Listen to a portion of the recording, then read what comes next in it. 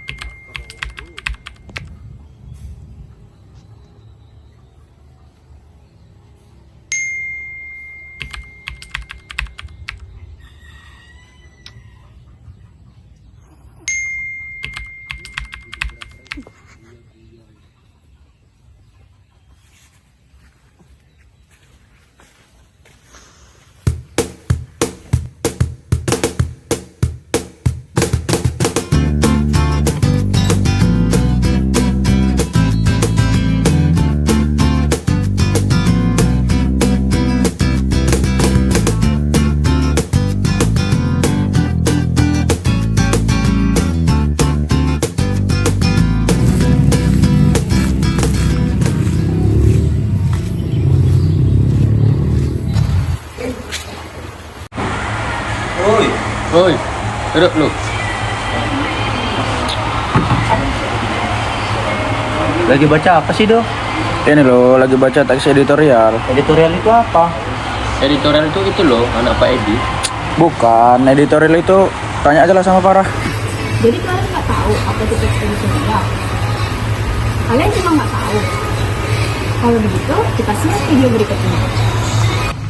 Teks editorial atau yang biasa disebut sebagai tajuk rencana adalah sebuah artikel yang merupakan pandangan redaksi terhadap suatu peristiwa atau berita aktual yang sedang menjadi sorotan, fenomenal, dan kontroversial yang menimbulkan perbedaan pendapat. Nah, itu dia definisi dari teks editorial. Kalian ngerti? Oh, gitu ya. Berarti kalau misalnya ada definisi, ada struktur-strukturnya juga dong? Ada dong. Untuk lebih jelasnya, mari kita kaji bersama-sama.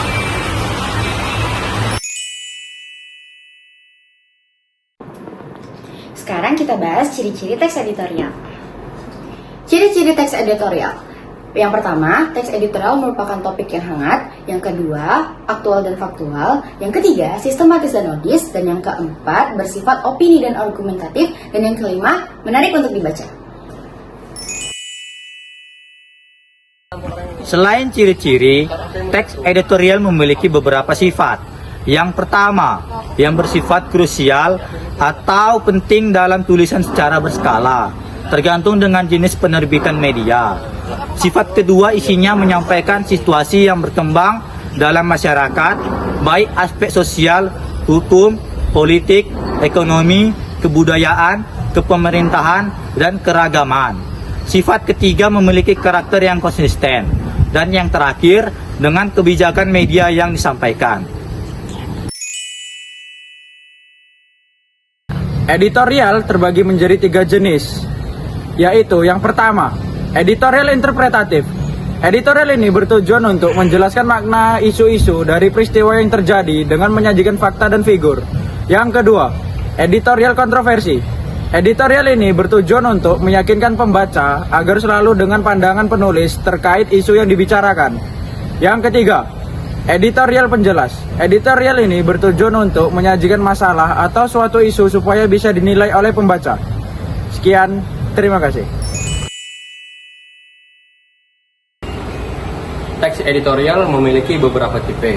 Berikut merupakan penjelasannya. Yang pertama, teks editorial interpretasi. Teks ini banyak membahas terkait isu kontroversial atau isu-isu sensitif. Dalam teks editorial, penjelasan ini dibahas terkait masalah yang diangkat, yang disusun agar dapat mengarahkan membaca, sehingga pembaca memahami masalah tersebut. Yang kedua, teks editorial kritik. teks editorial yang dibuat guna menyampaikan kritik terhadap suatu fenomena yang tengah ramai di masyarakat. Di dalam teks editorial kritik, hal utama yang dimuat adalah kritik dan solusi. 3. Teks editorial persuasi. Teks editorial yang dibuat untuk mempengaruhi pembaca agar setuju dengan opini yang diungkapkan. Tujuan teks ini untuk bisa menghasilkan penyelesaian masalah yang dipaparkan. Yang keempat, teks editorial pujian. Teks ini isinya untuk menyampaikan pujian kepada instansi tertentu atau pihak tertentu. Oke, terima kasih. Iya ya, kita kan kemarin ada kasih tugas teks editorial sama Pak Yoyo. Oh iya ya. Kemarin kan Farah udah menjelaskan teks editorial. Kira-kira struktur dan langkah-langkahnya apa aja sih?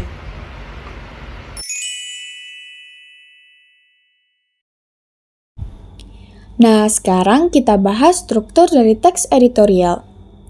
Yang pertama, pengenalan isu. Pengenalan isu adalah bagian pendahuluan pada teks editorial yang mengemukakan topik permasalahan. Yang kedua, penyampaian pendapat. Penyampaian pendapat yaitu memberikan pembahasan atau tanggapan redaksi terhadap isu yang sudah diperkenalkan pada bagian tesis. Yang ketiga, penegasan ulang. Penegasan ulang merupakan simpulan, saran, atau rekomendasi yang berisi harapan redaksi kepada pihak terkait agar mengatasi persoalan yang terjadi dalam isu tersebut. Nah, itu dia struktur dari teks editorial.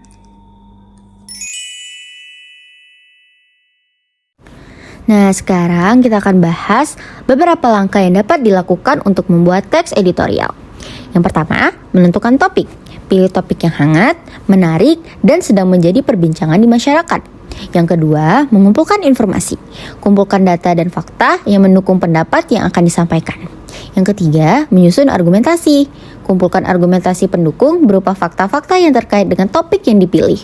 Dan yang keempat, menyusun tesis. Tuliskan pendapat secara singkat dalam bentuk pernyataan tesis. Yang kelima, menjelaskan masalah. Jelaskan masalah secara objektif dan tekankan mengapa situasi ini penting. Yang keenam, memberikan solusi. Berikan solusi untuk masalah yang dibahas. Yang ketujuh, menyusun kalimat penutup. Tutup dengan kalimat penutup yang menyatakan kembali kata pembuka.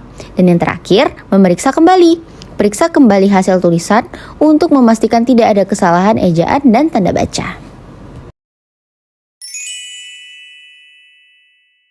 Membedakan fakta dan opini. Fakta merupakan hal, keadaan, ataupun peristiwa yang merupakan kenyataan atas sesuatu yang benar-benar terjadi. Fakta sulit dibantah karena dapat didengar, dilihat, dan diketahui oleh banyak pihak. Namun, fakta bisa saja berubah apabila ditemukan fakta baru yang lebih jelas dan lebih aktual. Jika fakta sulit dibantahkan, opini sebaliknya masih bisa diperdebatkan. Opini merupakan pandangan atau sikap resmi suatu media massa terhadap suatu isu atau peristiwa yang sedang aktual. Opini terbagi menjadi beberapa jenis. Yang pertama, aspek kritik. Aspek kritik yaitu penilaian penulis terhadap fenomena yang sedang dihadapi. Biasanya berisi kecaman. Yang kedua, aspek penilaian. Aspek penilaian yaitu penjabaran terkait kelebihan ataupun kekurangan dari fenomena yang sedang dihadapi. Yang ketiga, aspek prediksi. Aspek prediksi yaitu prediksi atau perkiraan penulis terhadap suatu fenomena. Yang keempat, aspek harapan. Aspek harapan yaitu keinginan penulis yang harapannya bisa turut diterima oleh pihak-pihak yang dituju. Yang terakhir, aspek saran. Aspek saran yaitu anjuran atau saran yang dapat berupa usulan.